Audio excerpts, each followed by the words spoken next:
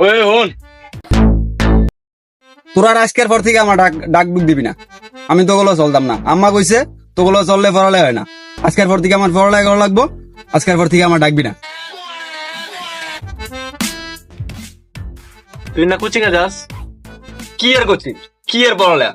পড়ালেখা কোচিং তো পরে করা যাবো। সরি আম্মা।